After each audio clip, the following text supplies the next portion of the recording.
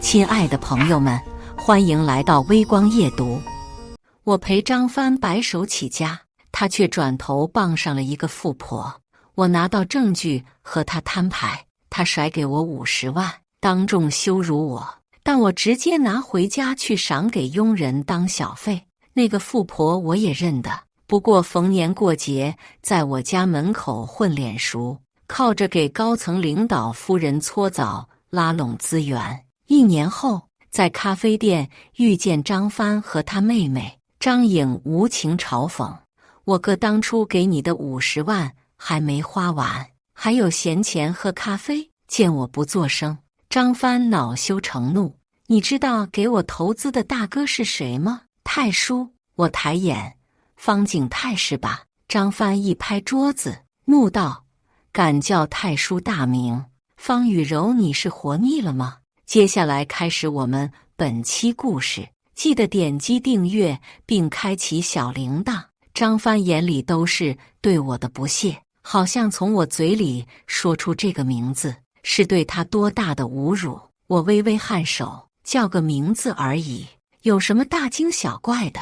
我在家都叫我爸老方，每次我叫他大名的时候，他都觉得自己这个老父亲哪里做错了，赶紧向我赔罪。我这一句话出口，张帆好像听到了什么惊天大笑话，无语地吐了口气：“真是初生牛犊不怕虎呢你当初说我出轨的那个陈姐，那可是出手阔绰的富婆，要不是她，我也不会够上泰叔这样的大佬。”我越听越觉得好笑，陈雨洁也算是富婆吗？她只不过是靠着给我爸公司员工搓澡才得来一些资源，怎么在张帆这里她就成了富婆了？当初要不是我看清张帆的本质，不想再和这种臭烂的男人纠缠，我早就让我爸把陈雨洁踢开了。我摇了摇头，对他说：“你依靠上富婆挺好的，但你要是说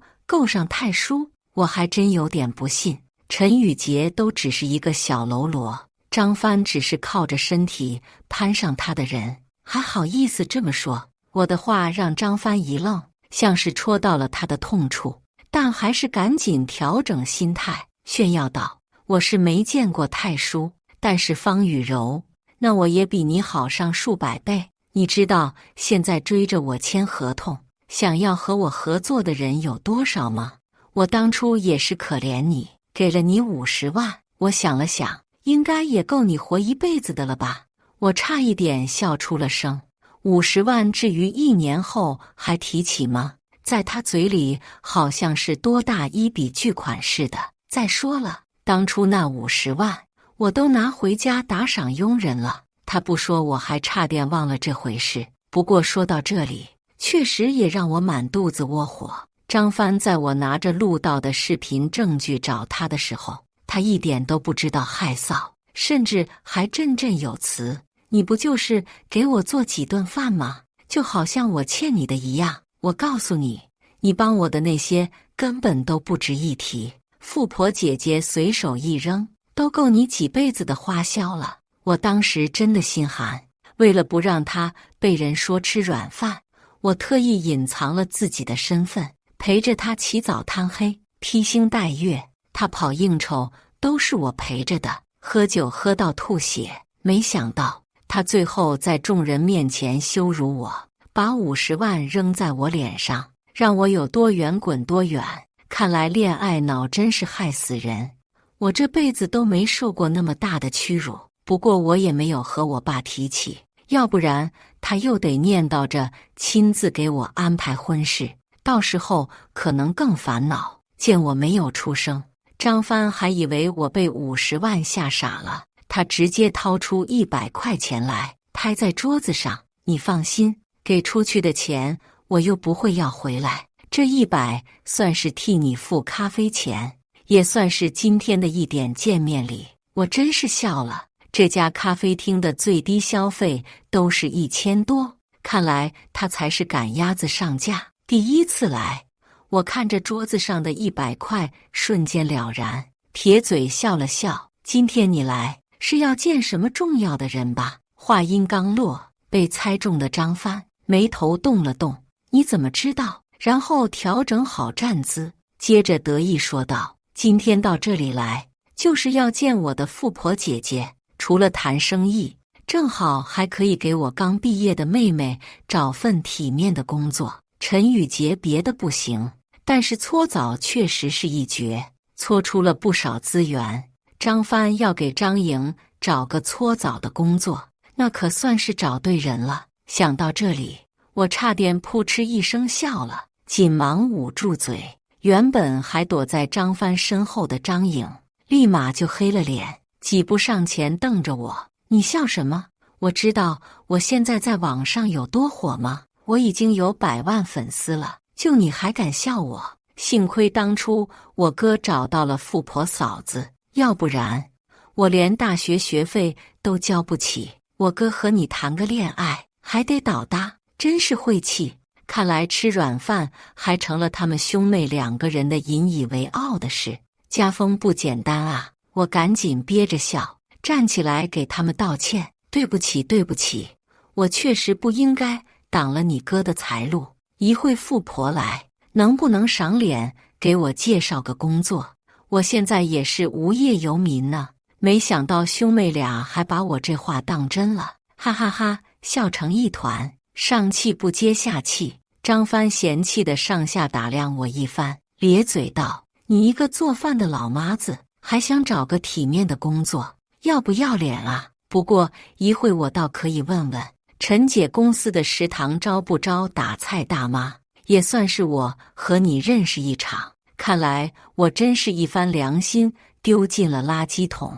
当初我一个十指不沾阳春水的大小姐，亲自学习做饭，每天都能让张帆吃上不重样的饭菜，真的没看出来，在他眼里我就是做饭的老妈子。我没心思接着和他们闹，刚要坐下，张帆直接喝住我：你端着你的破咖啡坐到角落里行吗？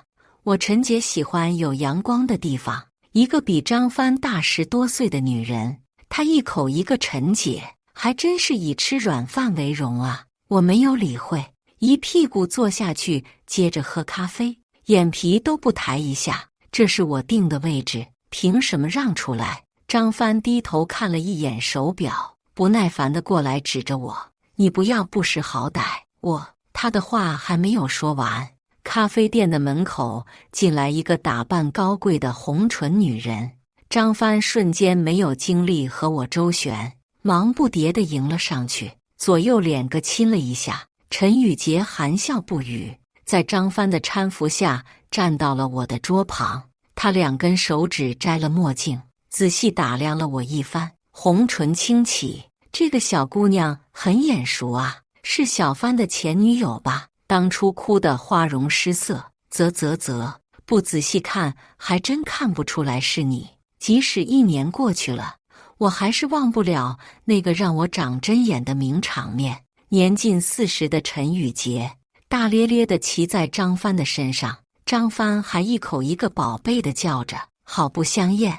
我忍着心里那份恶心，摆了摆手：你们别打扰我喝咖啡行吗？我没有巴结陈宇杰。张帆率先不乐意了，像条护主的狗，大声指责我：陈姐可是能联系到太叔的人，你还不赶紧过来道歉？陈姐高兴了，说不定真能给你找份工作。没想到这话让陈宇杰笑得花枝乱颤，回头轻轻推了下张帆的肩膀：太叔我倒是经常见，也经常去太叔家谈生意，但你也别挂在嘴上，容易招恨，那不是给我找麻烦吗？张帆立马点头哈腰，连声附和。听陈宇杰的话，还真以为他常常见到我爸呢。要是真如陈宇杰所说，可以随意出入我家，那他怎么连我都不认的呢？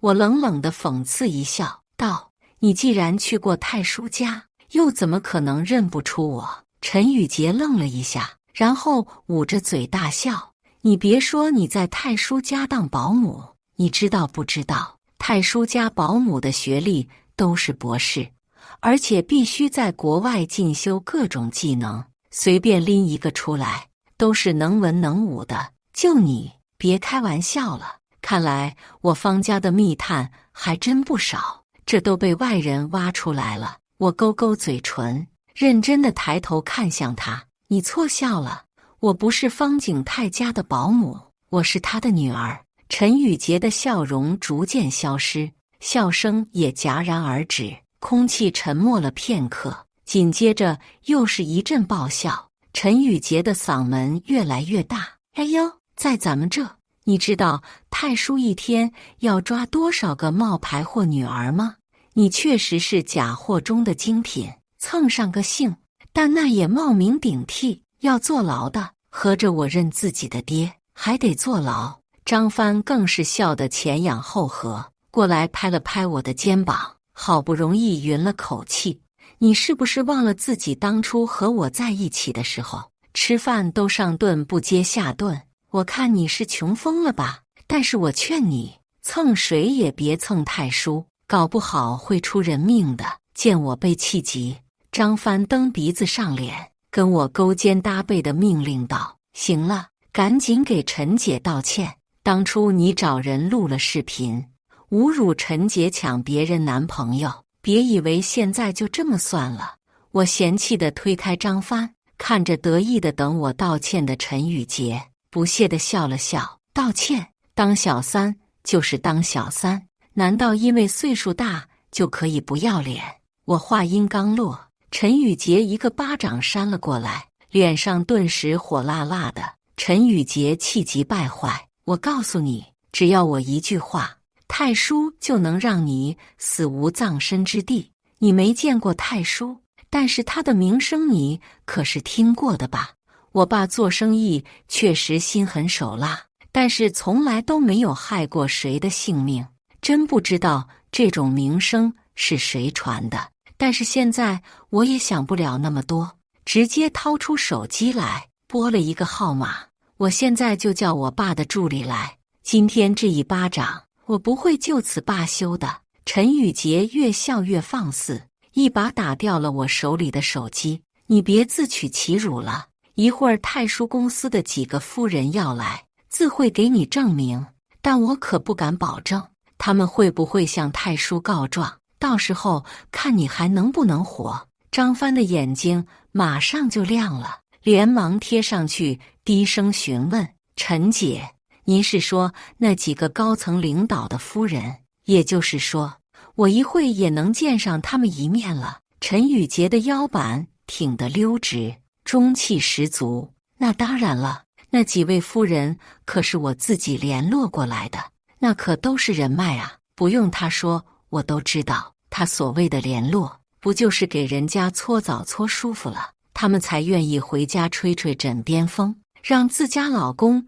给陈宇杰点资源吗？闻言，张帆更是狗仗人势，用湿纸巾擦了擦手，擦完就往我身上扔。走着瞧吧。陈宇杰刚低头看了眼手表，一抬头就朝着玻璃窗外疯狂招手，瞬间变得卑微至极。哎呦，几位夫人能来，我真是太激动了。为首的一个贵妇抬手，施舍般拍了拍他的脸，啪啪直响。你服务的好，论搓澡的手法，没人比得上你。一会喝完咖啡，我们几个就去。陈宇杰瞬间觉得脸上有光，连连道谢，腰都要弯到地上了。一旁的张帆和张颖听得云里雾里，琢磨了半天。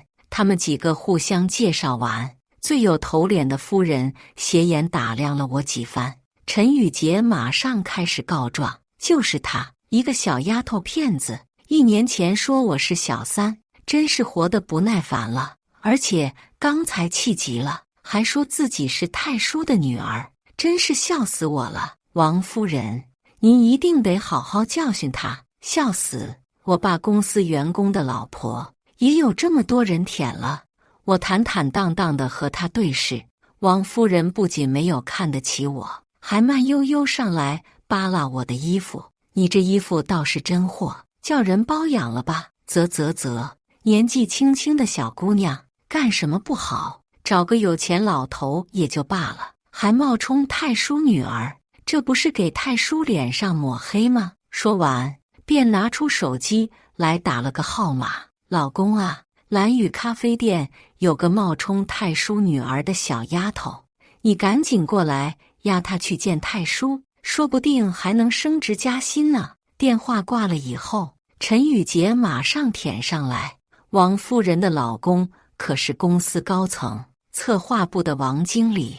我低眉一笑，这个王经理总算是我认识的了。我小时候，他还给我当马骑呢。说话的功夫，这个王经理急匆匆地赶过来，但是看到我的那一瞬间，彻底就懵了。方小姐，陈宇杰还没反应过来。对，他是姓方，但也是个大假货。但王夫人却立马意识到气氛的不对劲，回过头挤眉弄眼地看向她老公。王经理一看我冷脸的样子，就知道我被他们给欺负了，抬手抹了一把冷汗。贱内就知道吃喝玩乐，不知道太叔女儿是谁。您大人有大量，可千万别计较。我回家肯定好好收拾他。陈宇杰、张帆、张颖，所有人的脸都好像是雕像一般，没一个感动的。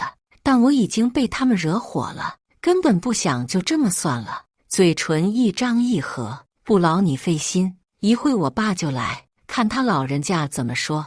王经理吓得马上腿都软了，急忙过来蹲在我的脚边，都快哭出来了。别，您打我也行，骂我也行，千万别和太叔说。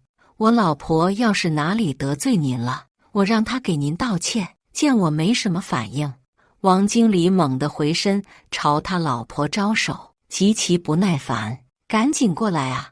王夫人一直不敢抬头看我，畏畏缩缩地凑了过来，大气都不敢出。方小姐，我有眼不识泰山，但是您相信我，我没见过太叔，更没见过他女儿，绝对不是故意的。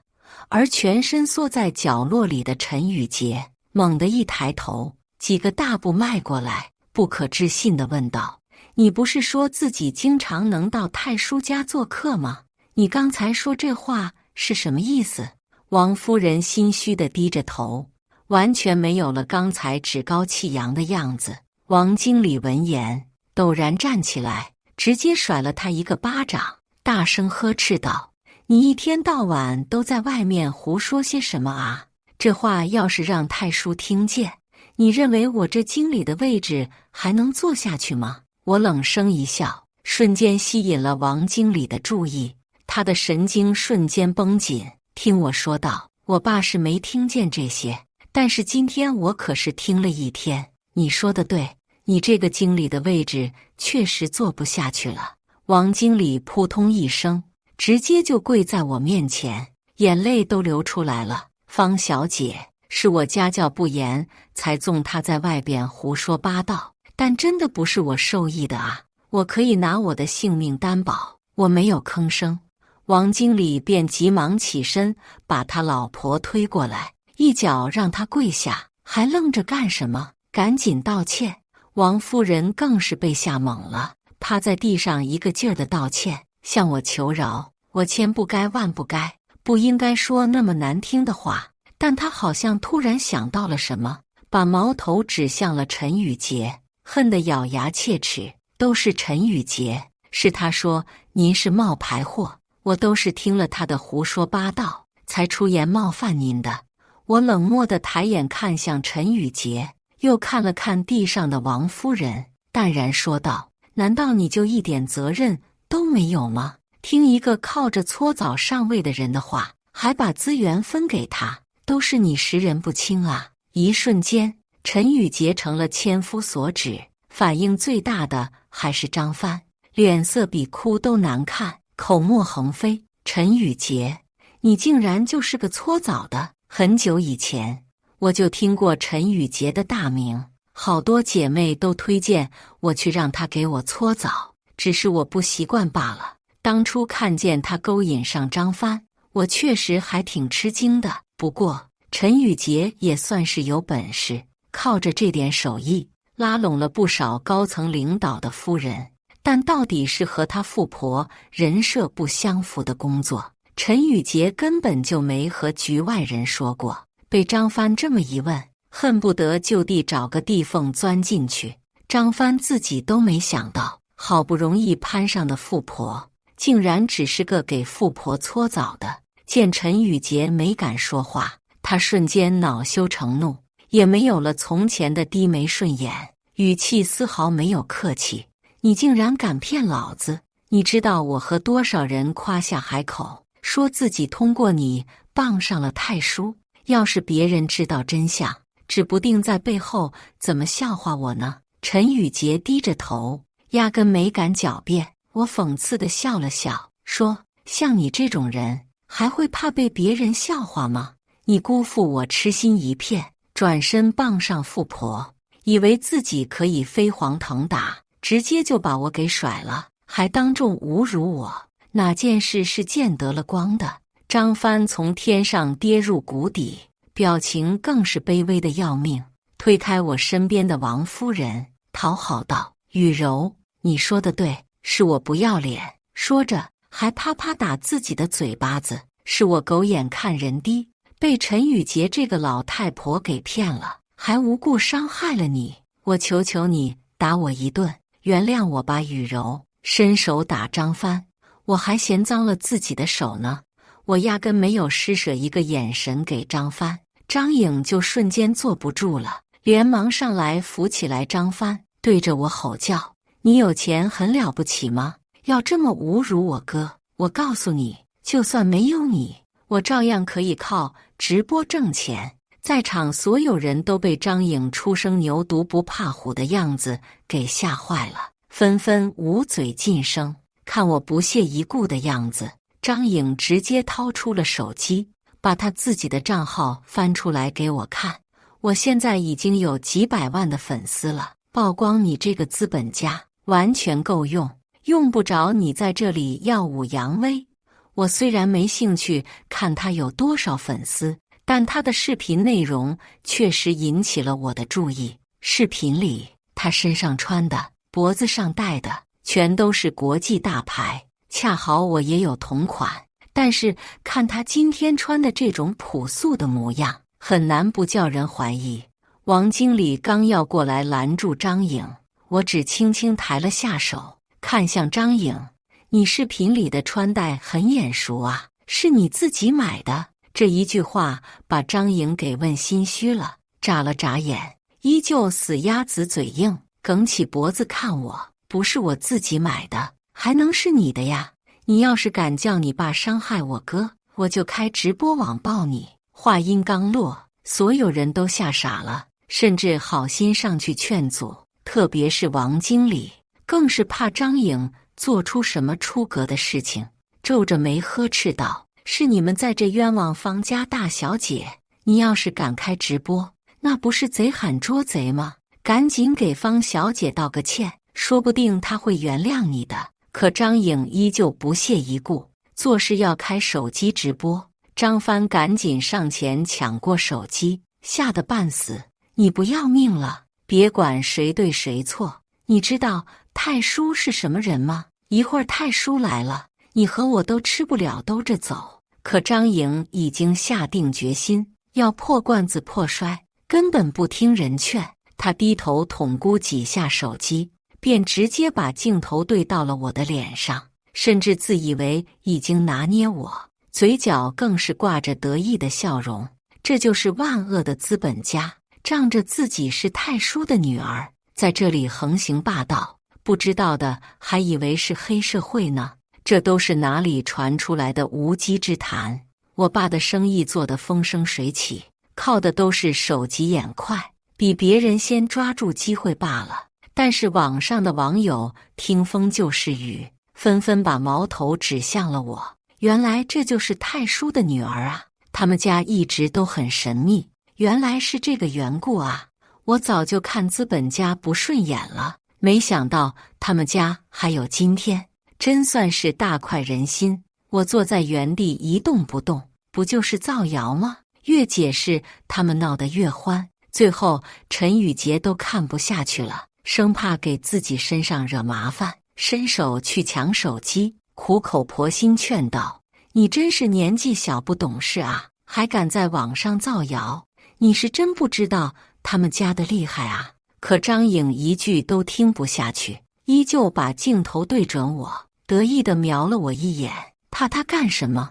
我男朋友也是富豪呢，我视频里的金银珠宝都是他送给我的，说不定我男朋友比什么太叔还要厉害。此话一出，就连张帆都被唬住了。你真的找到富豪的男朋友？张颖拿鼻孔对着我，嘴角尽是不可一世的笑，回答道：“那是，我男朋友也住在风华别墅，太叔不也是住在那里吗？说不定还是好朋友呢。”王经理去过我家，但是也被张颖给吓住了，没敢直接声张，怕多惹到一个狠角色。但只有我知道，根据张颖的描述，很容易就猜到她的幕后男朋友是什么人。我直接拿出手机发了一条消息过去，张颖笑得腰都直不起来，满眼讽刺地看向我：“你是在叫救兵吗？他们都怕得罪你，我一个刚毕业的大学生怕什么？你爸能管天管地，还能管得住流言蜚语吗？我爸倒是没这么厉害，但是警察叔叔能啊。不过现在还不至于惊动警察。”在神秘人来之前，张颖肆意妄为，诱导网友造我的谣，直到咖啡店的门被推开，张颖才笑盈盈地跑过去。我都要被他欺负死了，你赶紧去好好教训一下他。来人一看咖啡厅里的阵仗，马上就吓傻了，不顾张颖的告状，直接朝我走过来，低下了头：“大小姐，我知道错了，我向你保证，以后我肯定不敢了，您别把我赶走行吗？”原本还得意洋洋的张颖瞬间就愣住了，跑过来质问他：“葛宇，你不是跟我说你是富豪吗？还和太叔他们住在一起，还送了我那么多金银珠宝，怎么突然对他低声下气的啊？”葛宇欲言又止，手指都要被他自己给抠破了。见状，我直接替他开口：“他确实和我爸住在一起，因为他只是我家的保镖啊。还有那些金银珠宝全都是我的，是他偷去送给你的，你转手放到网上拍视频挣钱，怎么雌雄大盗也就是如此了吧？”这下张颖才战战兢兢，又想跟葛宇发火，但又张不开嘴。张帆赶紧过来替他妹妹赔罪，直接给我跪下来苦苦哀求道：“雨柔，你就大人不计小人过，我妹妹也是被人害的，是无辜的啊。再说东西也不是我妹妹偷的，你可千万别错怪她。东西确实不是张颖偷的，但是刚才举着手机造谣的人肯定是他吧？”我没有理会张帆，利落地在手机上拨了110，让警察叔叔断案吧。我不会冤枉任何人，也不会轻易放过任何人。葛宇自然知道我雷厉风行，根本不敢求情，就那么静悄悄地等着警察来。可是王经理就哭惨了，他在公司待了10多年，眼看着就要一切归零，越说越没力气，差一点倒在地上。“大小姐，只要你肯给我一次机会，我马上就跟这个疯婆子离婚，肯定不会再出现这种情况。我只想在董事长手底下好好干一辈子，既然想好好干一辈子，就不应该做这种利益勾连的事情，甚至带累坏了我爸爸的名声。”我心里面已经有了决断，没有作声。没过一会儿，警察就已经来了。我把张颖的短视频账号翻出来给警察叔叔看，上面可都是证据。我严肃地对警察叔叔说道：“而且葛宇在我家当保镖，行为不检点，我家的监控肯定也是能调取的，证据确凿，我一定要追究他们2个人的责任。”警察把证据拿上，便把张颖和葛宇带走了。张帆眼看着自己的妹妹被带走，却什么也做不了，急得上蹿下跳，最后还是过来求我。张颖她还那么小，不能坐牢啊！你可不可以给他求求情，饶了他吧？都是大学毕业的人了，也该为自己的行为负责任了。见我没有心软的意思，张帆开始跟我打感情牌，哭得歇斯底里。我知道以前是我对你不好，偏信了那个老太婆，害你受了屈辱。但是我们也在一起那么多年了，咱们也是有感情的，能不能看着我们多年感情的份上，原谅我这一次？1年前我就已经知道自己误入歧途，相信了这个背信弃义的渣男，肠子都悔青了。我根本没有看他一眼，冷冷说道：过去的事情我没想追究，现在是现在，你妹妹犯了错，她必然要自己承担责任，你还是管好你自己吧。我顿了顿，看着他问道：不过还有一点，你说有大佬给你投资，你能说说是谁吗？张帆的脸马上就僵了，他下意识看了看陈宇杰，而陈宇杰又咬着嘴唇看向王夫人，王夫人又心虚看向王经理。我都不禁感叹，好一个环环相扣啊，这不就是个利益共同体，互为依靠吗？我看向众望所归的王经理，皱着眉毛说道：你刚才还说自己无辜，现在你又怎么解释呢？就因为你老婆给你吹枕边风，就肯私自分资源给陈宇杰，陈宇杰再拿着他去养小白脸，你们把我爸爸的脸面放在哪里啊？这几个人正面面相觑，谁也不敢直视我的眼睛。门口就突现一个人，我连忙笑嘻嘻跑过去扶着他：老方，你可算是来了。我爸一出场，气场全开，这几个人都战战兢兢地站在一边。我爸扫视了一眼，安然入座，然后清了清嗓子说道：你们真是好大的胆子，还真是把我当成老糊涂了，随随便便勾结，还当我不知道。王经理连忙屁滚尿流地爬过来，眼皮都不敢抬，颤声求饶道：董事长，我也是被套路的，而且投资的事情我交给我老婆了，她具体怎么操作的？我爸的脸上一沉，交给他？你是总经理还是他是总经理？你处理工作都是这么随便的，把我的项目资金拿出去送人情，摆阔。王经理百口莫辩，斜过眼去看王夫人，可也已经无济于事。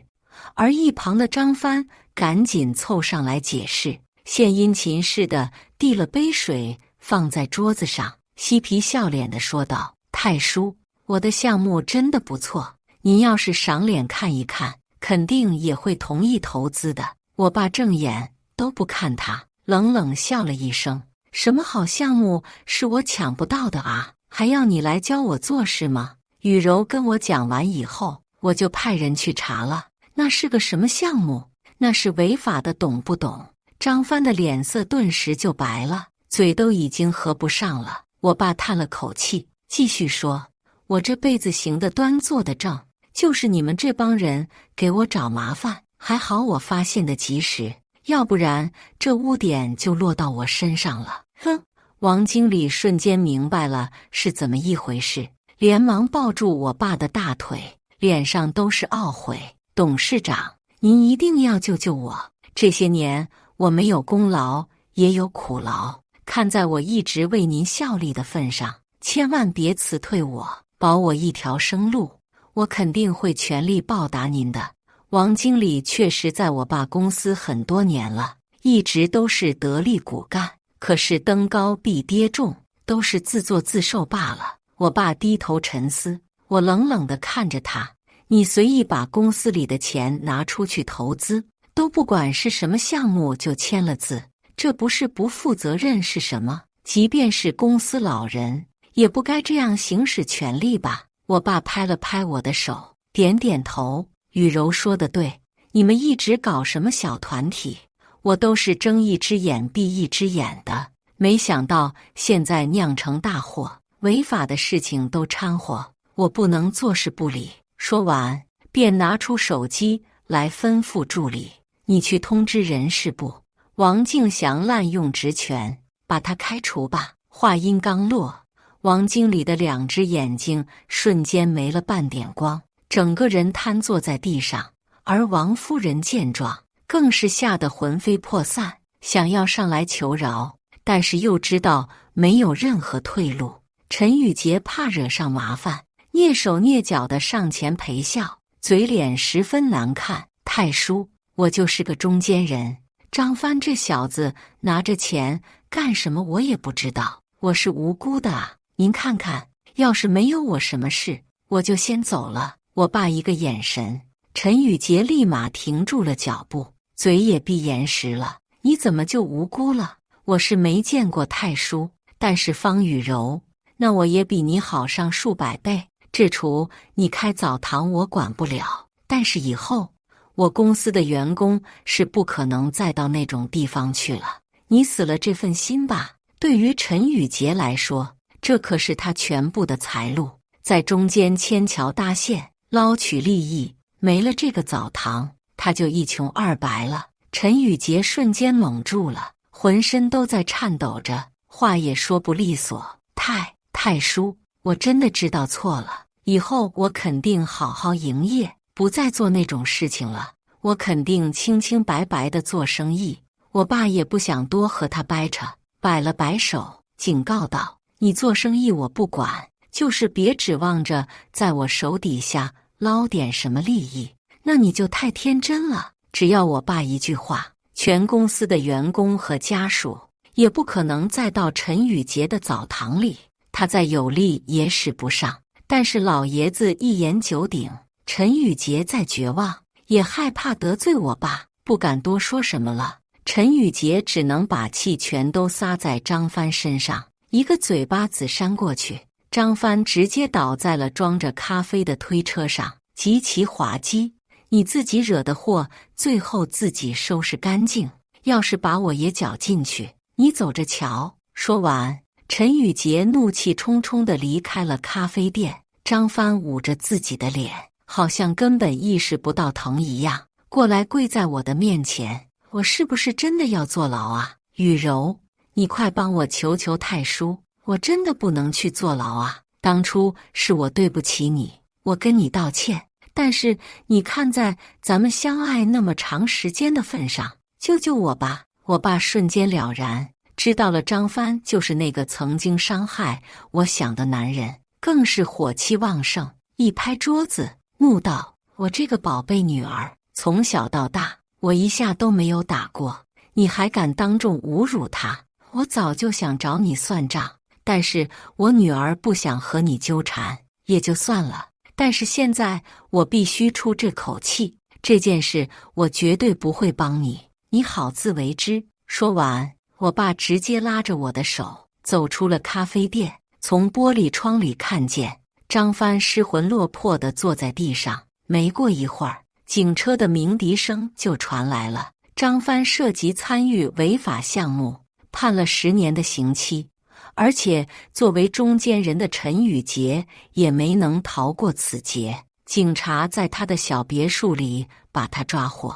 王经理和他夫人也不可能全身而退，毕竟也从中捞了不少的利益。除了这些人，我爸还报警处理了网上那些造谣的人，虽然不至于坐牢，但也是小惩大戒了。这件事情以后，我爸看出来我的能力，把我安排在公司的基层做起，也算是能为他老人家分忧。过去的种种，终究也是为更好的未来打下基础，让我奔向更美好的人生。感谢大家的观看，本期故事精彩吗？欢迎大家在下方评论区吐槽。如果你喜欢这类故事，记得点击订阅微光夜读，并分享给更多的人，这会对我帮助很大。再次感谢大家的观看。